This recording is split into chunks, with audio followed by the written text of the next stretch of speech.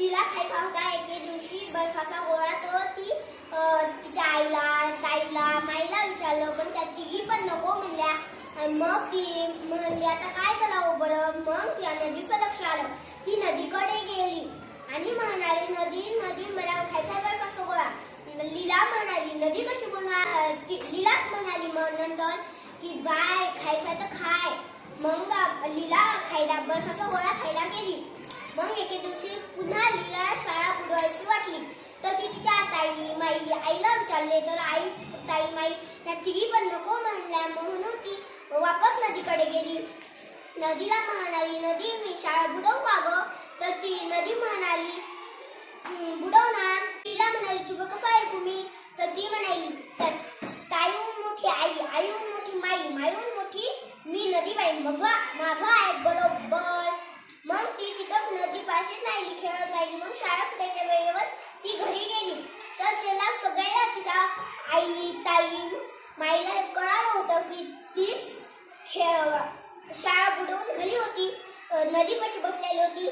मग त्या तिघी पण काहीच म्हणल्या नाही तिला पण. मग दुसऱ्या दिवशी ती लीला शाळेत जात होती. तर तिचा भोला मामा आला होता. तर भोला मामाने ती म्हणाली तिला, भोला मामा तू खाऊ काय आणलास. तर तुझा मामा म्हणाला, मी बदामी पेढे आणले. तर मग लीला शाळेत गेली. तर लीलाच्या डोळ्याच्या समोर एकच नाचत होतं की पेढे, बदामी पेढे. तर लीला मग घरी आली. तर लीला आईला म्हणाली, आई पेढे कोठे ठेवले. तर आई म्हणाली, शिंगाळ्यावरच्या बुट्टीत ठेवले असतील बघ. तर मग ती तिथं पाहिलं तर पण तिथं नव्हतं, पेढे नव्हते. तर मग ती तिच्या आईला म्हणाली, तिथं पेढे नाहीये. तर आई तिच्या बहिणीला म्हणाली म्हणजे की पेढे कुठे आहेत. तर तिची ताई म्हणाली, पेढे मी आधी खाल्ले आहेत, नदीला आधी दिले. मग लीला म्हणाली, नदी कशी बोलते तुला. तर ती म्हणाली, जसं तुला बोलते तसं. तर मग माई म्हणाली, खरं लीला तुला नदी बोलते. तर लीला म्हणाली, आता मी कधी नदीशी बोलायला जाणार नाही.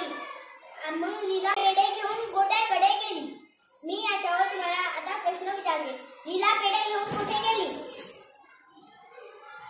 वेदिका, लीला पेढे घेऊन गोट्याकडे गेली. लीलाला काय खायचे होते. समज पवार.